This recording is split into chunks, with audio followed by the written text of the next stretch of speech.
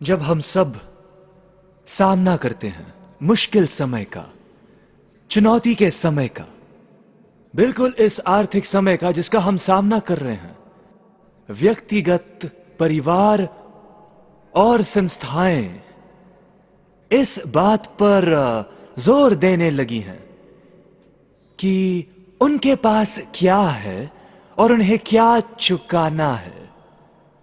हम सब हमारी प्राथमिकता को फिर देखने लगे हैं।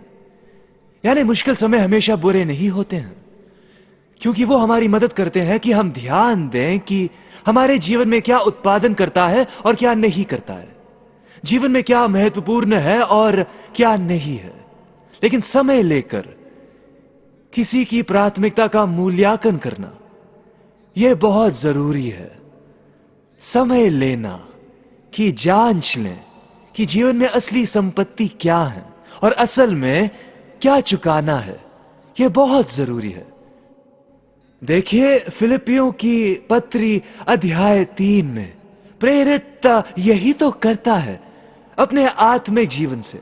इसलिए मैं चाहता हूं कि आप निकालें फिलिपियों अध्याय 3 और वचन 1 से शुरू करते हैं, क्योंकि प्रेरित पौलुस जेल में था, लेकिन जेल से भी बुरी परिस्थिति का सामना कर रहा था। उसकी सबसे बड़ी चुनौती तो वो लोग थे जो क्रूस के शत्रु थे। वो उसे नाश करना चाहते थे ताकि सुसमाचार का संदेश नाश करे जिसे वो प्रचार कर रहा था। वही तो कह रहे थे कि हाँ, तुम यीशु के द्वारा उद्धार पा सकते हो, साथ ही खतने के द्वारा भी। जब ही साथ ही शब्द आता है तो वो झूठा सुसमाचार है।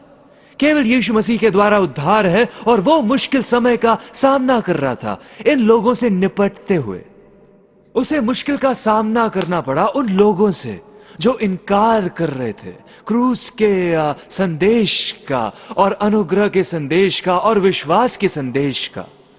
इसलिए उसने समय लिया कि अपनी आत्मिक विशेषताओं को देखें और अपने कर्ज को देखें। उसने समय लिया कि फिर मूल्यांकन करें कि क्या जरूरी है और क्या नहीं है।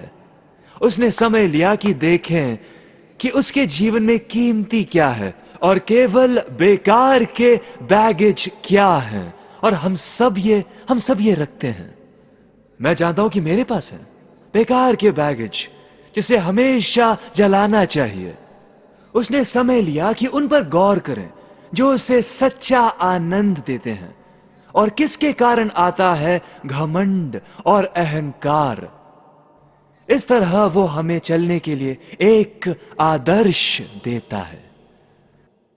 मैं सोचता हूं कि हर एक विश्वासी को ऐसा करना चाहिए, लेकिन खासकर जब आप आनंद खो देते हैं, आप आनंद खोना शुरू करते हैं, आनंद की कमी होती है, तब आपको प्रेरित पौलुस के आदर्श का पालन करना चाहिए। आपको करना चाहिए एक बहुत बड़ा ऑडिट, एक आत्मिक ऑडिट अपने जीवन में। देखिए कि आपकी प्राथमिकता किस क्षेत्र में है। यह महत्वपूर्ण है। जानते हैं क्यों? क्योंकि आप जानेंगे कि आपके आनंद की कमी का कारण तो ऐसी चीजें हैं जिसे आपने सोचा कि यह आपका धन है, लेकिन वो असल में कर्ज था। आप जानेंगे कि आप जिसे अपने भरोसे का जरिया जानते हैं, जो आपकी सुरक्षा का साधन है और संतुष्टि का माध्यम है, वास्तव में उसी से आनंद की कमी हो रही है और आप प्रभु के आनंद को कम महत्व देते हैं। आप जानेंगे कि जिन चीजों के लिए आप घमंड करते हैं वो जीवन में बेकार के बैगेज को छोड़कर और कुछ नहीं है। ऐसे बैगेज जो आपको निरंतर प्रभु के आनंद में रहने से रोकते हैं।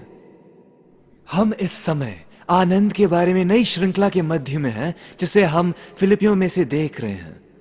और आज मैं आपको बताना चाहता हूं कि कैसे इस आनंद की कीमत पहचाने, कैसे अपने जीवन में इसका मूल्य जाने। क्योंकि अक्सर हमारे अनुभव से हम सब यही करते हैं। हम किसी चीज की कीमत नहीं जानते हैं या किसी की, जब तक उसे खो न दे। और प्रेरित पौलुस अपनी शक्ति में सब कुछ कर रहा था ताकि उसके फिलिपियों के मित्र प्रभु के आनंद का मूल्य जानने पाए। जैसे आपको पहले बताया था, आनंद शब्द इस पत्री में कई बार दोहराया गया है। वो जो भी कर सकता था वो सब उसने किया। वो उन्हें निरंतर चेतावनी देता है कि वो उस जाल में न गिरें जो हमारे सामने हमेशा होते हैं, जिसके कारण केवल आनंद चला ही नहीं जाता है पर उसका मूल्य भी कम जानते हैं। यह जानने के लिए आपको सेमिनरी ग्रेजुएट होना जरूरी नहीं है कि हमारा शरीर यानी ये भाग जो छुड़ाया नहीं गया ये गाढ़ा जाएगा और राख बन जाएगा, और हमारी आत्मा छुड़ाई गई है और हमारा प्राण स्वर्ग में जाएंगे और महिमा की देव में प्रवेश करेंगे, जिसके द्वारा हम स्वर्ग में हर समय प्रभु की स्तुति कर सकेंगे। ये शरीर हमेशा बड़ी कोशिश करता है कि हमें प्रभु के आनंद का मूल्य कम जाने। आपको यह समझने के लिए थियोलॉजी पढ़ने की जरूरत नहीं है कि संसार निरंतर एक साथ आकर, चाहे मीडिया से या मार्केट से या दफ्तर से या जहां भी आप जाते हैं, हमेशा कोशिश करती है कि हम प्रभु के आनंद को कम जाने। और शैतान जो पर्दे के पीछे है इन्हें उकसाता है, यानी संसार और शरीर को भी, कि हम उस आनंद को कम समझें। क्या आप जानते हैं कि हर मसीही मूल्यों के विरोध में एक नकली मूल्य भी है इस संसार में? क्या आप जानते हैं? हर मसीही मूल्य के लिए, उदाहरण के लिए, हमारे पास आनंद है, प्रभु का आनंद है, उनके पास खुशी है, हमारे पास प्रेम है मसीही जीवन में, उनके पास खुला सेक्स है। हम विश्वासियों के पास परिस्थिति के बावजूद प्रभु की प्रतिज्ञाओं पर भरोसा है, उनके पास भौतिक सुरक्षाएं हैं, जबकि विश्वासियों के पास शांति है जो मुश्किल समय में बनी रहती है, तो उनके पास खुद की संतुष्टि है। इसलिए खुशी कुछ समय की ही है, खुशी परिस्थिति पर आधारित है, लेकिन आनंद हमेशा बने रहने वाला है। खुशी आधारित होती है कि आपके साथ क्या होता है, लेकिन आनंद प्रभु की प्रतिज्ञाओं पर भरोसा रखने से आता है। मेरे जीवन में यह सबसे दुख की बात है, जैसे मैं यहां वहां देखता हूं कि विश्वासी संसार के जाल में गिर गए हैं। वो संसार जैसे सोचते हैं वैसे ही काम करते हैं। उन्होंने संसार जैसे ही प्रभु के आनंद को कम समझा है, और उन्होंने प्रभु के आनंद के बदले में वो लिया जिसके बारे में सोचते हैं कि वो खुशी लाएगा। कोई आश्चर्य नहीं कि बहुत से लोग निराश, हताश और चिंता करने वाले लोग चर्च में हैं, वैसे ही जैसे चर्च के बाहर हैं। यह जानकर शायद आप चकित न हो कि आनंद गहराई से जुड़ा है प्रभु के वचन के परिपक्व ज्ञान के साथ। चाहे आप जो भी कोशिश कर ले, उन्हें अलग नहीं कर सकते हैं। आपके जीवन में आनंद, मेरे जीवन में आनंद गहराई से जुड़ा है परिपक्व ज्ञान से, प्रभु की प्रतिज्ञा के ज्ञान से जो वचन में है। इसलिए भजन 19:8 कहता है कि प्रभु की विधियां सही हैं जो दिल को आनंद देती हैं। भजन 119:14 कहता है, मैं तेरी विधियों का पालन करके आनंद होता हूं, जैसे कोई बड़ा धन प्राप्त करने से होता है। स्वयं प्रभु यीशु ने कहा है यूहन्ना अध्याय 15 वचन 10 में, अगर तुम मेरी आज्ञाएं मानोगे ताकि मेरा आनंद तुम में हो और तुम्हारा आनंद पूरा हो। देखिए, आज्ञाकारिता और आनंद एक साथ चलने चाहिए। आज्ञा भंग करने से आप बिना आनंद के विश्वासी होंगे। इसलिए यह आश्चर्य की बात नहीं है कि यह पीढ़ी विश्वासियों की, जिन्होंने बाइबल के सिद्धांतों को कम जाना है, जिन्होंने बाइबल की सच्चाई को कम समझा है, वो आनंद खो बैठे हैं और व्यवहार करते हैं संसार के लोगों जैसे ही। मुझे इस पर सही सुन लीजिए, अगर आप मुश्किल से कभी बाइबल पढ़ते हैं, अगर आप कभी कभी पढ़ते हैं, अगर समय मिलने पर ही इसे पढ़ते हैं, जल्दी ही या देरी से आपका आनंद चला जाएगा और फिर उसके तुरंत बाद आप उसे कम समझेंगे। वो बहुमूल्य वरदान जो यीशु चाहता है कि उसकी हर संतान के पास हो, वो है प्रभु का आनंद। इसलिए पौलुस शुरू करता है अध्याय 3 में फिलिपियों से यह कहने के द्वारा शुरू करता है कि इन लोगों से सावधान रहें। ये लोग कौन हैं? ये ऐसे लोग हैं जो प्रभु वचन की सच्चाई को कम समझते हैं। वो ऐसे हैं जो वचन के अधिकार को कम समझते हैं, और जब भी ऐसा होता है तो कोई आनंद नहीं होता है। वास्तव में वो कठोर शब्दों में कहता है, वो उन्हें कुत्ते कहता है। देखिए, उन दिनों में कुत्ते इतने क्रोधी थे, इतने आक्रामक थे, और वो अनजाने में आए यात्री पर हमला करते थे। वो छिपकर हमला करते थे, जिसे ऑस्ट्रेलियंस कहते हैं डिंगो। वो आक्रामक कुत्ते थे। इसलिए वो कह रहा था सावधान रहना प्लीज। वो सबसे विनती कर रहा था कि सावधान रहिए उनसे जो वचन के महत्व पर हमला करते हैं। उनसे सावधान रहिए जो बाइबल के अधिकार को कम समझते हैं। उन लोगों से सावधान रहना जो वचन के अधिकार का इनकार करते हैं, जबकि ये प्रभु की प्रेरणा और श्वास से आया वचन है। उनसे सावधान रहना जो ललचाकर तुम्हें वचन की आज्ञा मानने से दूर ले जाएंगे, अच्छे और लुभावने वाले शब्दों का उपयोग करते हुए। सावधान रहिए उनसे जो तुम्हारे पास आते हैं अद्भुत विचार लेकर और फंसाने वाले तत्व ज्ञान और विचार लाते हैं जो हमारे शरीर को ललचाते हैं। बहुत सावधान रहना। क्यों? यह महत्वपूर्ण क्यों है? क्योंकि उससे आप अपना आनंद ही नहीं खो देंगे, लेकिन आप कम समझेंगे प्रभु के आनंद को। सुनिए, आनंद और आज्ञाकारिता एक ही सिक्के के दो पहलू हैं। इन्हें आप अलग नहीं कर सकते। प्रभु वचन के अधिकार को कम समझें तो आप बिना आनंद के एक व्यक्ति होंगे। किसी भी चीज या किसी भी व्यक्ति पर भरोसा रखना प्रभु वचन को छोड़कर, तो आप बिना आनंद के एक व्यक्ति होंगे। जब आप बिना आनंद के एक व्यक्ति होंगे तो जल्दी ही आप उस महान वरदान का मूल्य कम कर देंगे जो प्रभु का आनंद है। इसलिए पौलुस आगे कहता है वचन 4 में, फिलिपियों 3:4 में। चलिए मैं बताता हूं कि वो क्या कह रहा है। वो कह रहा है, मैं वहां रहा हूं, इसे किया है और साबित करने के लिए टी शर्ट भी लाया हूं। सामान्य रूप में वो यही कह रहा है। वो कह रहा है मैं उनके धोखे से भरमाया गया हूं। मैं उनके जैसे सोचता था, मैं उनके जैसे बातें करता था। मैं सोचता था कि मेरा आनंद मेरे घमंड से आता है, मेरे परिश्रम से, कुछ करने से। मैं सोचता हूं कि मेरा घमंड प्रभु के लिए अच्छे काम करने से आता है, यहाँ और वहां कुछ करने से आता है। मैं सोचता था कि मेरा आनंद आता है कुछ विधियां मानने के द्वारा। मैं सोचता था कि मेरा आनंद आएगा सेवा के कुछ स्तर पर करने के बाद। मैं उनके जैसा था, सोचता था कि मेरा आनंद तब आता है जब लोग मेरी ओर उंगली दिखाकर कहेंगे, हाँ उसे देखो, यह एक महान व्यक्ति जा रहा है। वो छोटी सी छोटी व्यवस्था मानता है और सारी विधियां भी। इसे देखो। कोई आश्चर्य नहीं कि यीशु ने कहा, अगर तुम चाहते हो कि संसार तुम्हारे बारे में सही कहे। संसार जिसकी तारीफ करता है वो मिलावटी संदेश होता है, वो सुसमाचार का संदेश नहीं है। क्योंकि पौलुस यहां यह कह रहा है कि जब मैंने प्रभु यीशु मसीह को जाना और मैंने अनुग्रह से उद्धार पाया, ये सारी चीजें बेकार के बैगेज थे। ये चीजें जिनके लिए मैं सोचता था कि ये महत्वपूर्ण है, अब वो बात नहीं है।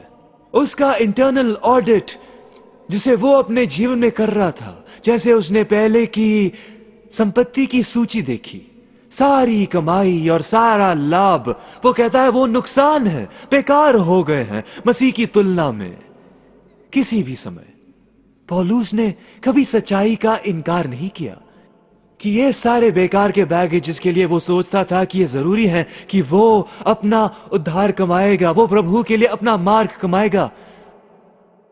उसने कभी नहीं कहा कि इसने उसे सामाजिक सम्मान नहीं दिया, जरूर दिया।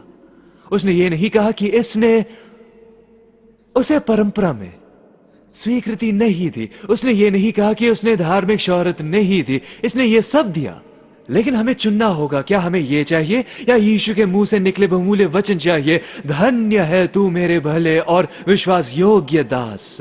आप दोनों नहीं पा सकते हैं, इसलिए वो अपनी सारी कमाई को लाभ के कॉलम में रखता है और फिर उसकी तुलना मसीह से करता है। और वो कहता है कि मसीह की तुलना में मेरा सारा लाभ, मेरी सारी कमाई कुछ नहीं लेकिन केवल नुकसान है। इस बहुत ही प्रभावी लिस्ट को देखिए, यह प्रभावी लिस्ट है। धार्मिक रूप में उसका खतना हुआ था 8वें दिन, और अगर 8वें दिन खतना हो तो बहुत महान होगा। धार्मिक परंपरा, वाचा का भाग था। केवल इतना ही नहीं, वो बिन्यामीन गोत्र से था जो इज़राइल में सबसे ज्यादा सम्मानित है। परंपरा में सबसे बड़ा, इब्रानियों का इब्रानी, उसका खून मिला हुआ या अन्य जाति से मिला नहीं था। सारे धार्मिक रस्म से सबसे शुद्ध था। फरीसी मतलब ईमानदारी में पूरे ईमानदार, वो चर्च को सताता था। कभी ना भूलिए कि पौलुस यीशु मसीह के चर्च के लिए दहशत था।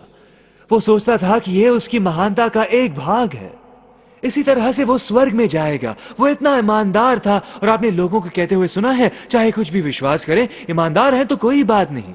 जी हाँ, ईमानदारी से गलत। सारी नैतिक बातों में सबसे बड़ा था। उसने सारी बारी विधियां मानी। लेकिन वचन 7 देखिए, क्योंकि वो तुरंत कहता है कि यह सोना मिट्टी में बदल गया जब वो यीशु से मिला। देखिए, जैसे ही वो यीशु से मिला, उसने जाना कि उसका उद्धार केवल अनुग्रह से ही हुआ है और बाकी जीवन में उसे यीशु की आज्ञा माननी है। यह लिस्ट संपत्ति को कर्ज में बदल देती है। अगर आप जिस व्यक्ति ने अपना जीवन बिताया है और कहिए आपने सबसे महत्वपूर्ण पोर्टफोलियो का आविष्कार किया है, मेरा मतलब है कि किसी के स्तर से भी यह अद्भुत है, और फिर आप देखते हैं कि जिस पेपर पर लिखा वो बेकार था, यह सही नहीं है, निवेश करने वाले सब लोग इसे देखकर क्रोधित होंगे। पौलुस यही कह रहा है, मैंने ये सब किया, बेकार था। पौलुस कह रहा था, मैंने ये सब सोचकर किया कि ये मुझे स्वर्ग ले जाएगा, इसे करने से मैं स्वर्ग जाऊंगा, और उसने जाना मसीह की तुलना में ये सब बेकार है, कचरा है। वचन उससे मजबूत है। किसी ने एक वाक्य कहा जो आज हमारी परंपरा बताता है, समझाता है। मैं चूहे की दौड़ दौड़ सकता हूं जब तक कि मुझे और चीज मिलती है। हम भी ऐसे ही हैं। पौलुस कहता है कि ये सारी चीज जो लाभ के क्षेत्र में थी, एसेट लिस्ट में थी, वो अब चुकाने के भाग में भेजी गई जब मैंने यीशु को पाया। क्योंकि जब मैंने यीशु को पाया तब मायने रखने वाली सारी चीजें पाई। जॉन वेस्ली की बात मुझे पसंद है। वो एक बार कहीं प्रचार करने जा रहे थे, लोगों ने उन्हें पकड़ा, तब उनसे कहा, मिस्टर वेस्ली आपको वापस आना होगा, प्रचार की सभा कैंसिल कीजिए, आपका घर जल रहा है। उन्होंने कहा, नहीं, मैं प्रचार करूंगा, और कहा, प्रभु का घर जल रहा है, वो उससे निपट लेगा। जब भी मैं किसी को मसीह के बारे में बताना चाहता हूं, वो कहते हैं, नहीं, ये सुनहरा नियम है, अगर मैं इस नियम से जीऊंगा तो अच्छा है। मैं पूछता हूं, आप इस सुनहरे नियम से जिएंगे? नहीं। कैसे जिएंगे? मैं कोशिश कर रहा हूं, एक दिन करके दिखाऊंगा। नहीं करेंगे। लेकिन जानते हैं, सबसे अच्छा उदाहरण जो मैं आपको बता सकता हूं, ताकि फर्क बताऊं मनुष्य की धार्मिकता में और उस धार्मिकता में जो यीशु मसीह हमें देता है, यह मोनोपोली खेल जैसा है। पैसा बहुत रंगीन है, खेल मजेदार है, लेकिन केवल मूर्ख ही उस मोनोपोली धन को लेकर उसे सामान खरीदने की कोशिश करेगा। कल्पना कीजिए कि लोग ये सोचते हैं कि अगर वो अच्छी कोशिश कर लें, अच्छे रहें, अच्छे काम करें तो स्वर्ग जाएंगे। यानी मानो कोई मोनोपोली पैसे को लेकर उससे सामान खरीदने की कोशिश कर रहा है। काम नहीं करेगा। स्वर्ग के लिए केवल एक ही रास्ता है, और वो है यीशु मसीह के द्वारा।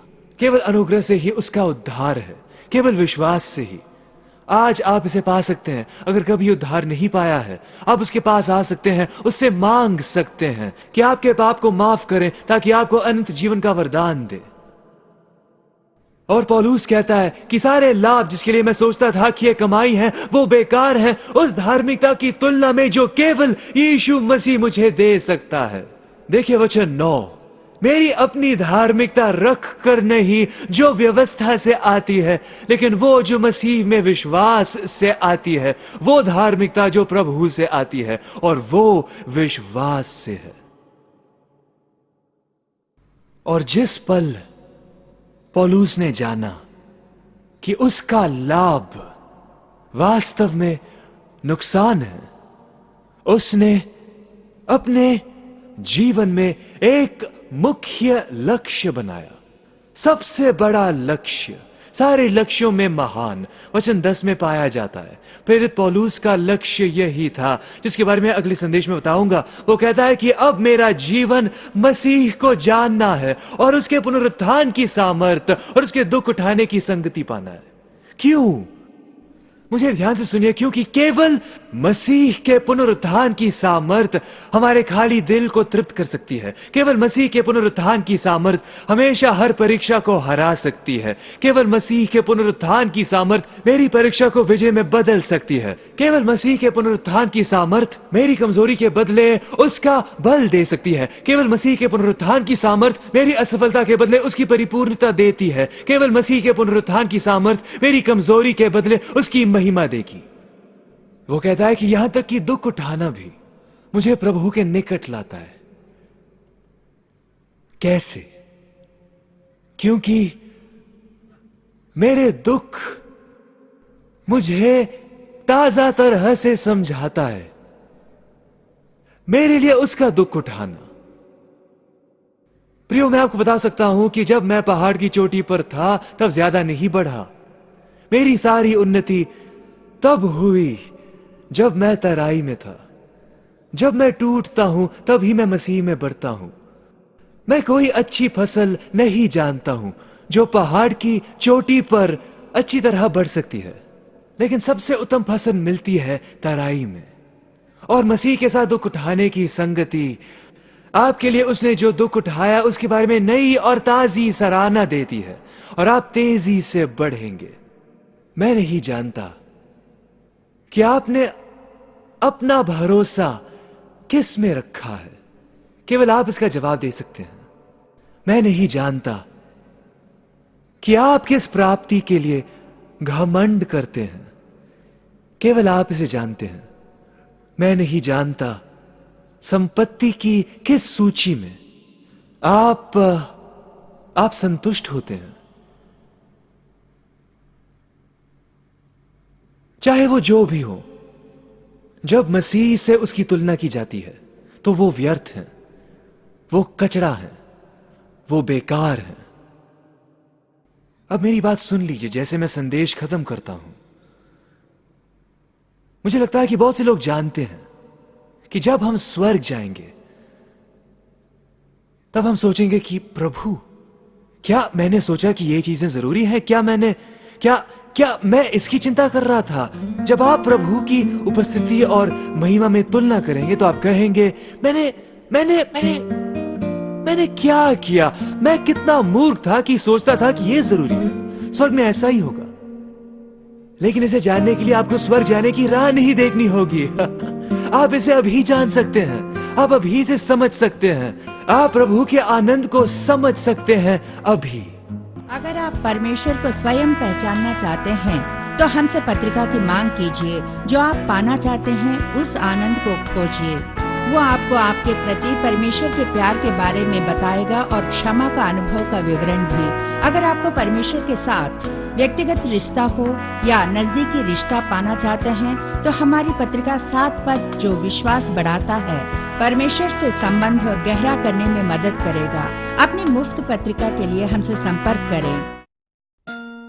माइकल यूसुफ आपको न्योता देते हैं कि आप संसार के दूसरे विश्वासियों के साथ जुड़ जाएं कि वर्ल्ड रिवाइवल के लिए प्रार्थना करें और आत्मिक जागृति के लिए आप हमारे साथ जुड़ सकते हैं www.worldrevival.org पर। प्रार्थना के समूह में जुड़ने के लिए आज ही साइन अप कीजिए। निरंतर अपडेट्स पाए, दूसरे देशों के विश्वासियों के साथ आप जुड़ जाएं, अपने प्रार्थना निवेदन बांटें, जो अपने विश्वास के लिए सताए जाते हैं, इसे दूसरे विश्वासियों की ओर से सीखें, दूसरे विश्वासियों के साथ नेटवर्क करें और बहुत कुछ है। आइए हम समर्पण करें एक दूसरे के लिए प्रार्थना करने और आत्मिक जागृति के लिए। आज ही worldrevival.org पर साइन अप कीजिए और इस प्रार्थना के अद्भुत अनुभव में हमारे साथ जुड़ जाएं।